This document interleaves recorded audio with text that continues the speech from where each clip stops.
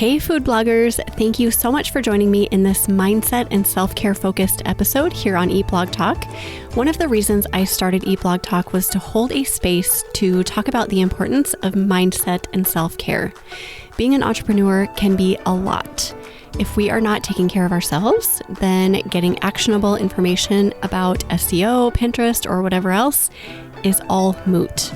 I will meet you back here every Wednesday to discuss various mindset and self-care topics, so you have the energy and space to tackle the rest. Hey food bloggers, if you're looking to get more blog posts out into the world this year, I can help. I'm Jen and I work behind the scenes as a ghostwriter for food bloggers, so you're able to put all of your beautiful recipes out into the world.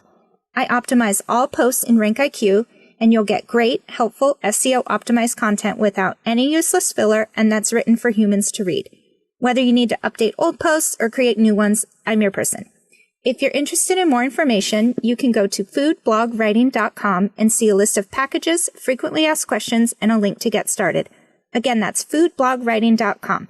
That will direct you to a landing page with all the information. I hope to hear from you soon.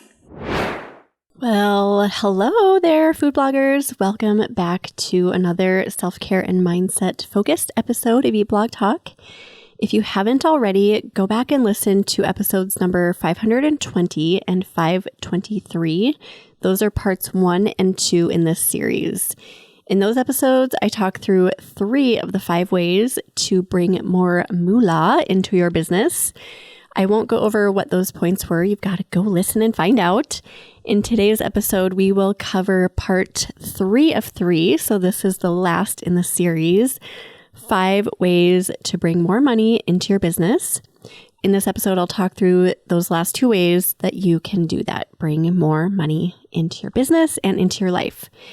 Before we get to those points, though, let's talk about what the source of our money is. This is a topic that I've just very recently felt a lot of peace about. I think up until probably last year, I put so much pressure in my mind on people and businesses, ad networks, brands, sponsors, members, users, etc., as the source of my income. And then I read this book. It's called The Abundance Book by John Randolph Price. If you go to eatblogtalk.com/books, you can get the link for that. This book completely changed my perspective on what the source of my income actually is. The book is super short, so you could probably read it in a single day, but it holds so much power. It's small, but it's impactful. This concept is very simple. The source of all our money is God, or whatever you believe in. So that source, the universe, the ultimate power that drives all of us, whatever you believe that to be, that is the source of our money. When we put pressure on people or businesses, ad networks to be the source of our abundance, we actually cut off our supply. So instead of thinking, my traffic dipped, so my ad network isn't going to be paying me as much, we could replace that with, my traffic dipped, so not as much money will flow through my ad network, but will come from another channel. I wonder what that channel might be. This takes the pressure off that one channel of revenue and opens up the door for money to flow through a different channel. This was a game changer for me. Play around with the way you place mental pressure on people and on businesses, ad networks, etc., all the things that I mentioned as the source of your revenue. See the money coming from the true source and the people and businesses as being vessels that the money flows through. The true source of your money is endless. It will never cut you off.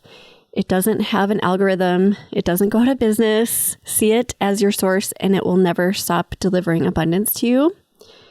I think this is the coolest thing.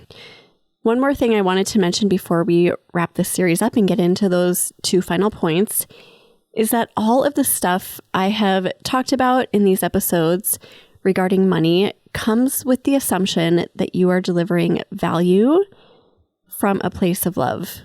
I said this in part 1, food bloggers naturally and generally speaking do show up to serve and love on their users or followers. This series is not about making a quick buck just to get rich. I know there are people out there who do that. That's not what this is about. It's about serving people with value, serving people with love, and being abundantly blessed with money, and therefore whatever your desired freedoms are. I recently read this line in another money book called The Little Money Bible by Stuart Wilde, another great one. The line is, "See money as solidified love." I love this sentence. It was one of those eyeball stopping moments that made me just stop reading and really absorb what that meant. Money is solidified love. And that is exactly how I see the money that I earn, and I hope you do too. Let's move on to the last 2 ways to bring more money into your business. The 4th way to bring more money into your business is audit your money talk. In a previous episode in this series, we talked about rewriting money stories. So beliefs that you've unknowingly carried around maybe since childhood or since you were a teenager or young adult for a lot of your life. But now we're going to touch on the things you say and the thoughts you have on a daily basis that could be cutting off your supply of money. Spend a couple days being very in tune with everything you say or think on the topic of money. You might be surprised by what you're thinking or saying, or maybe this is something that you're already aware of. I've done a lot of these money talk audits for myself over the past few years, and I will tell you just a few of the things I was either saying out loud to myself or saying out loud to others, or that I was thinking on the topic of money. Maybe you can relate to a few of these. We can't afford that, or we don't have enough money for that.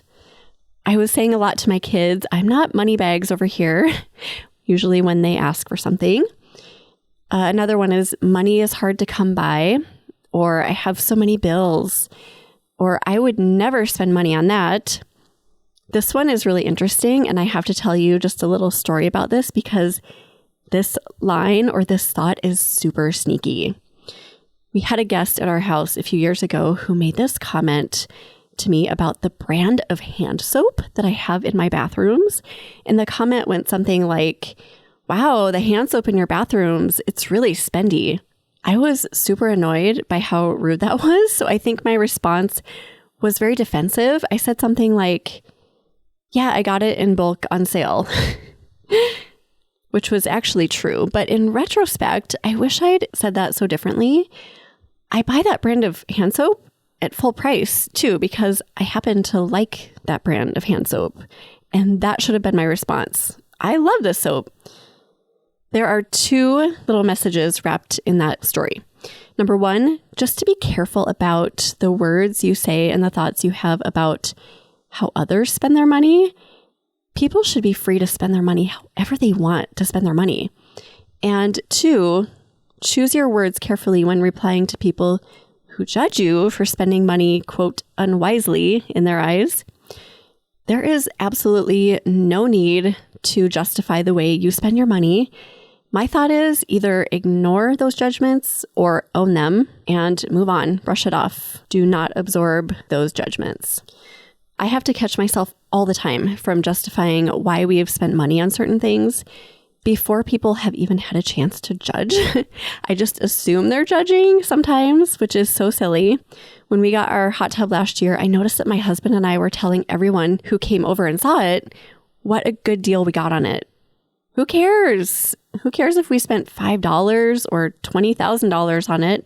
What matters is that we love it, it makes us happy, and we do not need to justify it to anyone.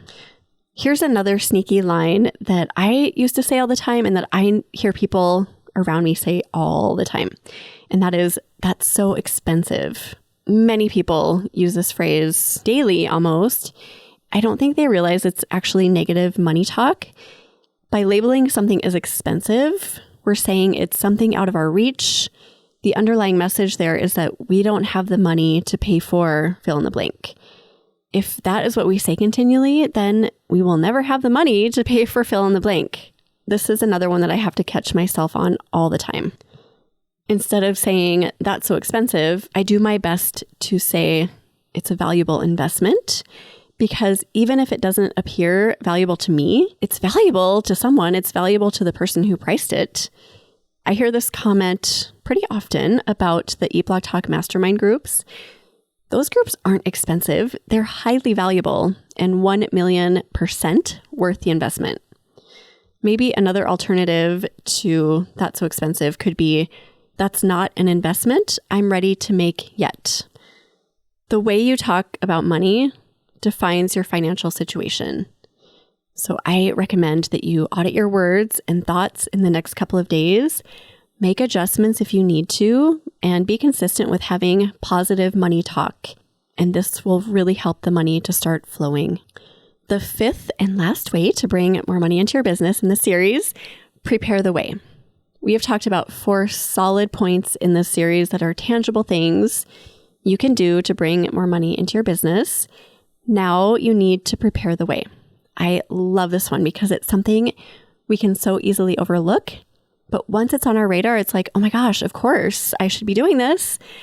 I always have this analogy in my head when thinking about this concept.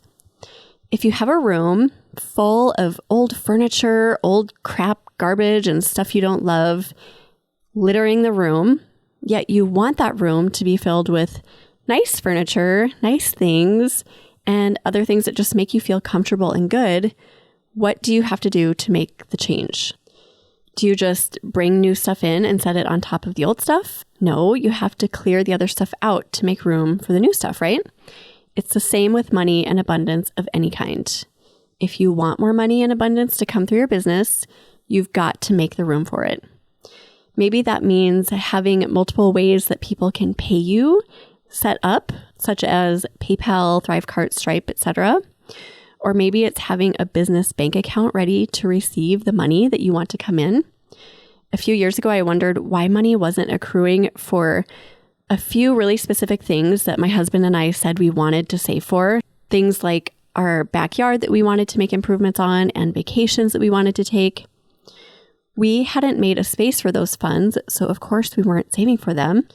I went to our bank and I had them create a handful of savings accounts that we designated for each project we wanted to focus on. And once I did that, guess what? We saved for all those things that we wanted to save for because we created a space for those funds to go. Maybe there's something specific you want to purchase. Do you have physical room for it in your life?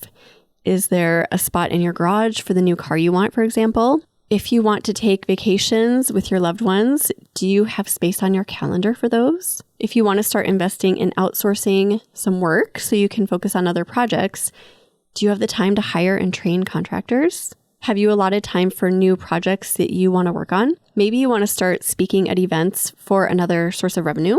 Are your speaking skills ready? Are they fine-tuned? Do those things that will help to pave the way so you can achieve your goals for bringing in more abundance. To recap, the 4th way to bring more money into your business, audit your money talk, and the 5th way is to prepare the way. I hope this series has been really helpful for you. I've had so much fun with this one. It's one of my favorite topics to think about and talk about and learn about. I'm learning all the time. I would love if you reached out and let me know if you have additional ways that you bring more money into your life. I'm always eager to learn more about this. Go out there and crush it, food bloggers. Bring that abundance into your business in new ways. I can't wait to hear the stories about how you make that happen. As always, thank you so much for listening. I hope you have a wonderful day and rest of your week. See you next week. Thank you so much for listening to this mindset and self-care episode here on Eat Blog Talk. If you are a food blogger providing a service for other food bloggers and you want to spread the word about the value that you offer, I would love to offer you a free way to do just this. Send me a 60-second audio clip to be featured in a mindset and self-care episode here on Eat Blog Talk in 2024. Go to eatblogtalk.com/audio clip to learn more.